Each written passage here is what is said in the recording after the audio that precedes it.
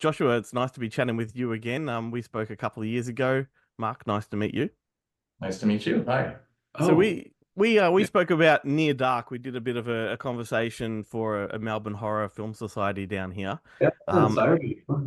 and during that conversation, you did mention a project you're working on called the Georgetown Project. You teased that you're working with Russell Crowe and Sam Worthington, but you couldn't say much. So it's nice to have this full circle moment with you. I'm glad. Hello again. Um, this movie, I think, is going to surprise a lot of people. There's a lot going on, and I think there's a lot more in it than what the trailer implies. Can you talk about the origins of this project and how or who conceived the original concept? The origins of the project sort of came in a conversation with Kevin Williamson. Hmm. He was a fan of The Final Girls, a movie that Mark and I wrote and produced, and he really wanted to sort of figure out, well, what are you guys up to next? Why not do something meta, maybe even something darker, bloodier, maybe possibly. And I don't know how we got to I don't know that. Sorry, there's a helicopter going over right on mine. Oh, please.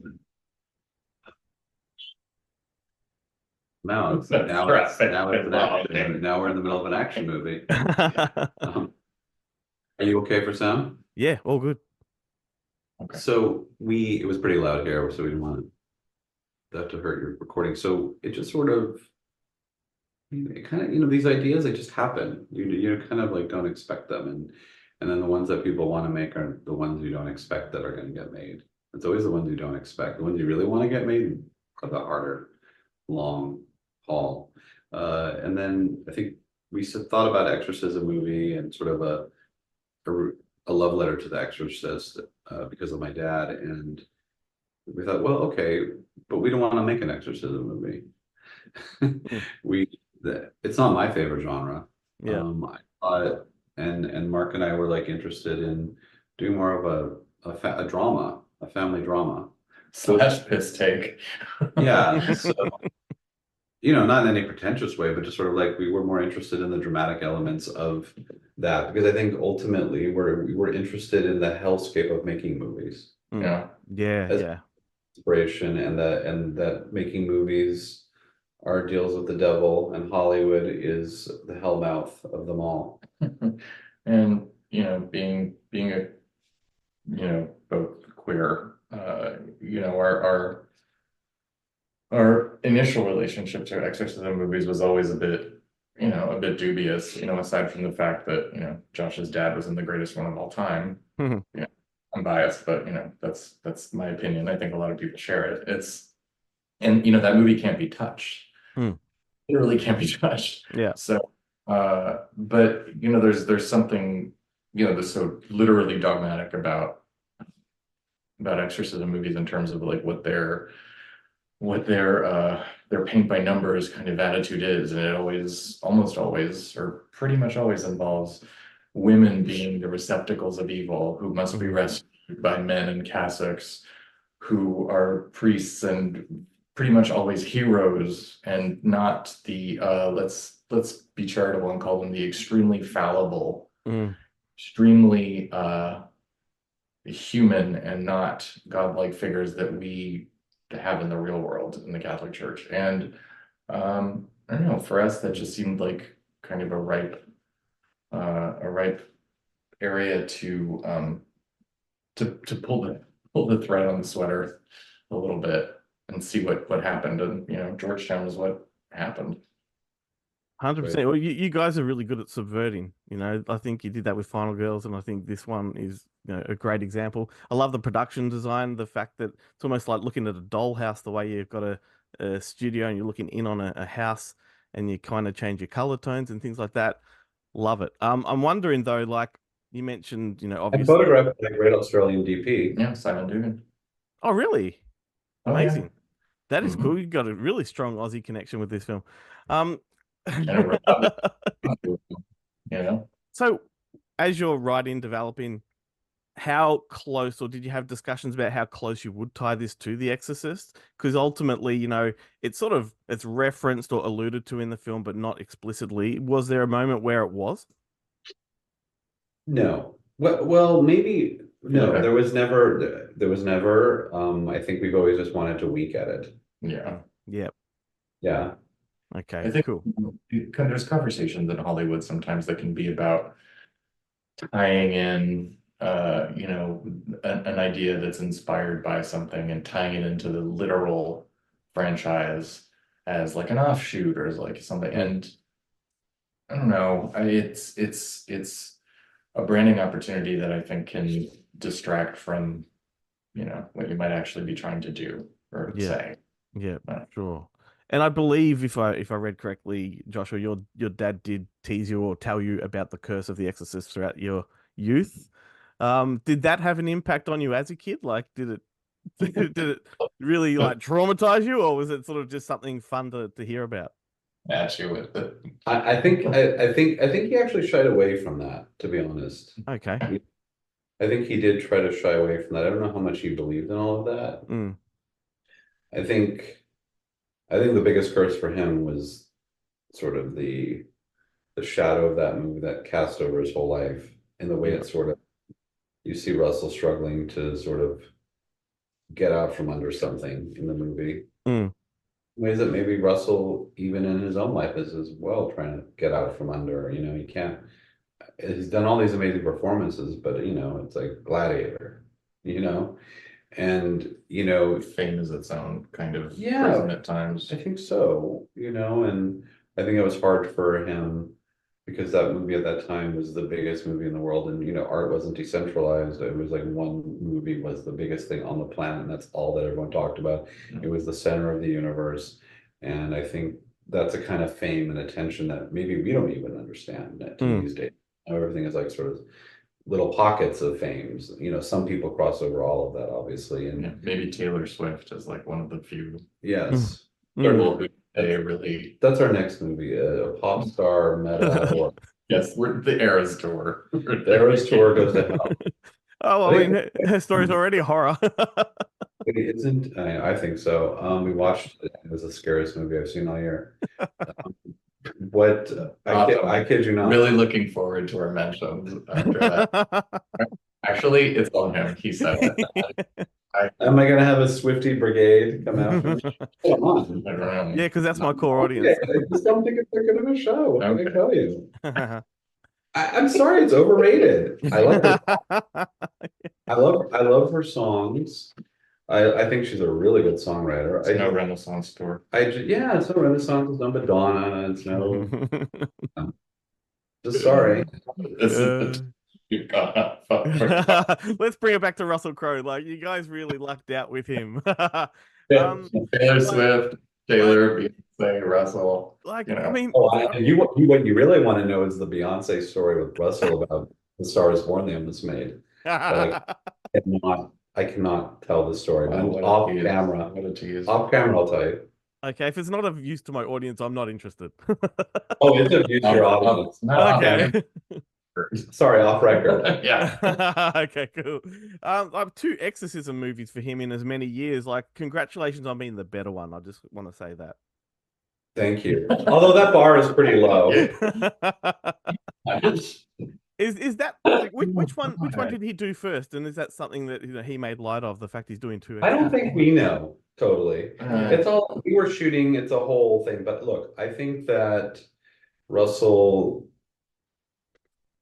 I think that Russell has been really fascinated with the idea of like playing a monster. And he had fun doing it. I think he had fun doing this role, although I think of the same token, it took a toll on him because there was a lot of I think he's playing a good guy in that other and post-exorcism. Exactly. And I think in this was a lot more I think he was this is honestly meatier. playing himself and a lot more vulnerability. Yeah. 100%. Was there ever was there a Russell Crowe performance before this that sort of was something that helped seal the deal with you in your mind that he's the right for the role? Well, we didn't have them in mind for the role because I think in some ways you write something and you kind of just wait for the actor to tell you. In a way, it's you were gonna say something. No, I mean, like I remember, like growing up, like movies like Proof or Romper Stomper. Oh yeah, were especially the ones that were like, oh my god, that guy, he's awesome. Like where he just like just had the range, you know, and he was alternately terrifying, and he was such a and kind of, well, I don't know what the word is. It's not like male ingenue, but like he had like a softness to him too, you know what I mean? And so at first it was kind of like a what, and then it was like, oh, actually, you know, there is a great deal of vulnerability to this character because, you know, again, in the exorcism lore, you know, a character has to be wounded, has to be open to being, you know, sort of taken over by this, you know, by a terrible force. And I think it was interesting though for Russell to play this role because I think it had been quite a while since he played a character that wasn't quote unquote driving the bus. What's the character? What's his name in LA Confidential? Bud White. Bud White. I feel like his portrayal of Bud White for me was sort of my gateway Russell drug. He's so great in that. You know, I thought there's such a when you talk about vulnerability, you talk about a wound. There's such soul in his work in that performance that when he talks about what had happened to him in childhood and I think being tied to a radiator. Yeah, there's a terrible. I can remember it so vividly to this very moment. It was beautiful, his work. It was, Yep. you know.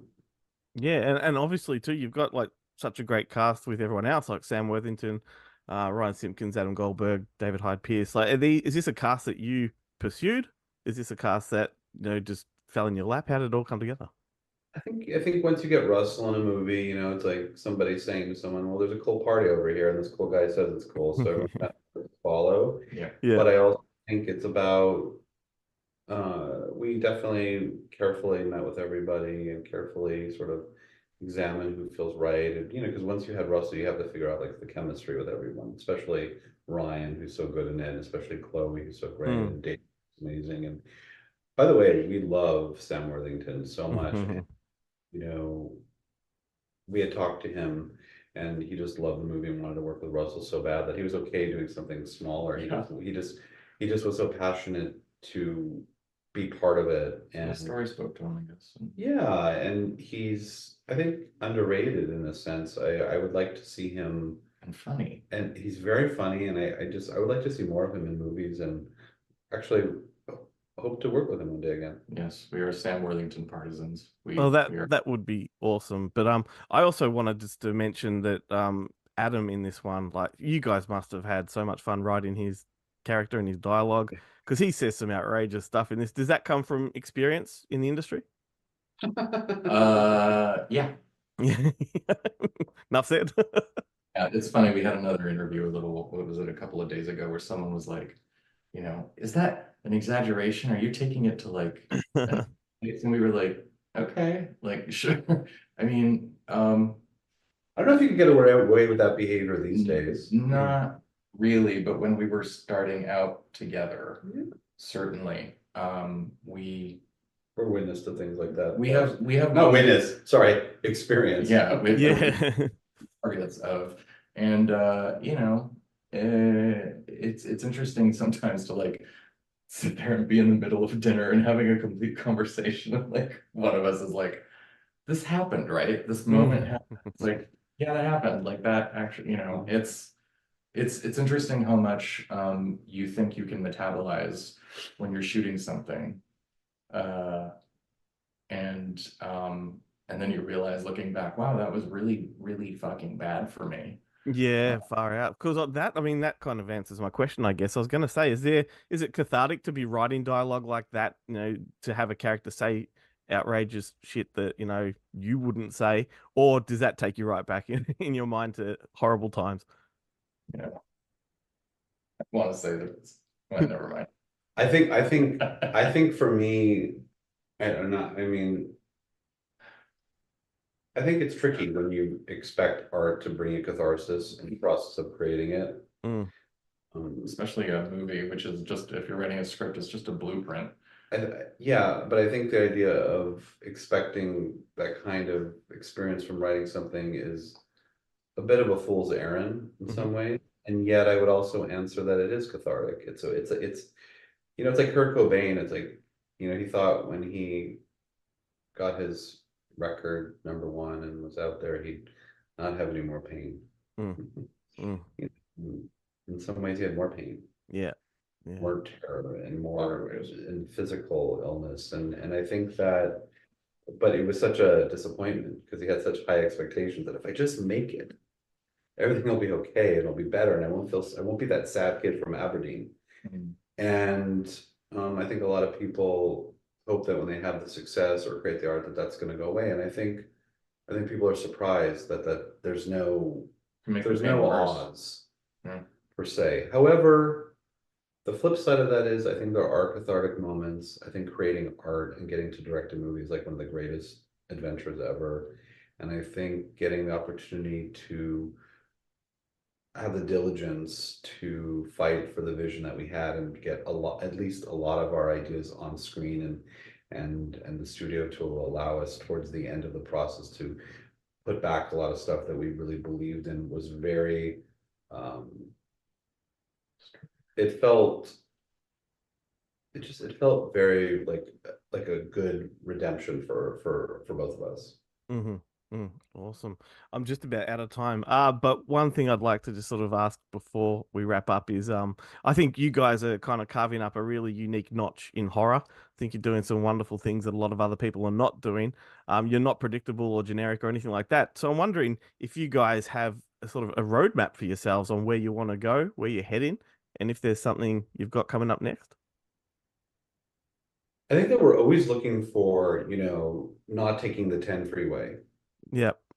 The 10 West. That's an LA. That's 5 o'clock. That's an LA metaphor for No, you. I get it. I get it. He got it. He knows.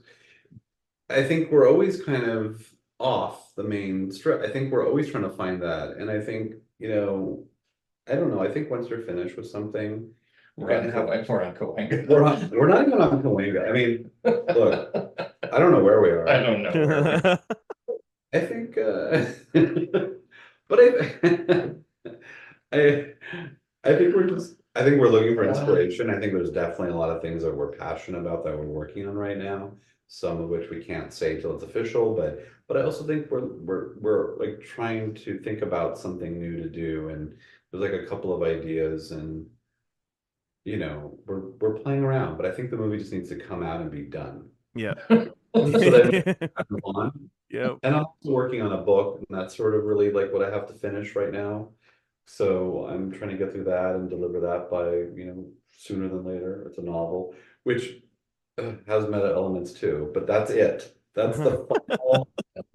the meta stops here. Well, I mentioned at the start that this was like a full circle moment for me, but maybe let's hope it's a half circle so that we can circle back again and chat about that stuff. I would really like that. I've enjoyed our conversations in the past, so this has been another lovely talk. So thank you. Thank you, guys, and good luck with the film and the promo. Thanks very much. Thanks, Fred. Great to meet you. Forgive me, Father, for I have sinned. It's a job coming to me off the back of somebody else's tragedy.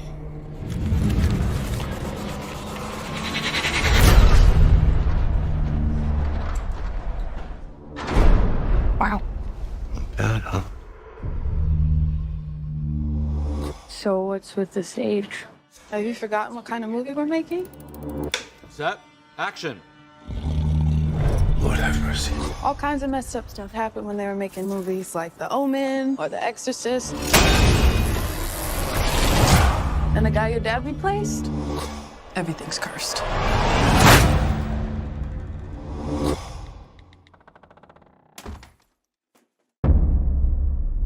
With my father's voice.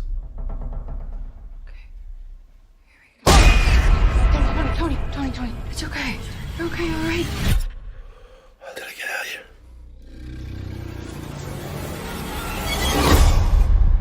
So you're blacking out again? What is it this time? This is something else. He's off his meds. He's erratic. Father, what do I do? I was saved once. Didn't believe that it could happen again. Shouldn't he be saved?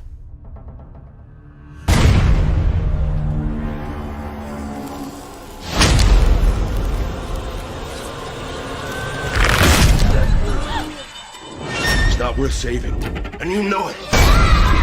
I know you're afraid. Me too. It's all right to be afraid. Have faith. He will protect his children. When it happens, run.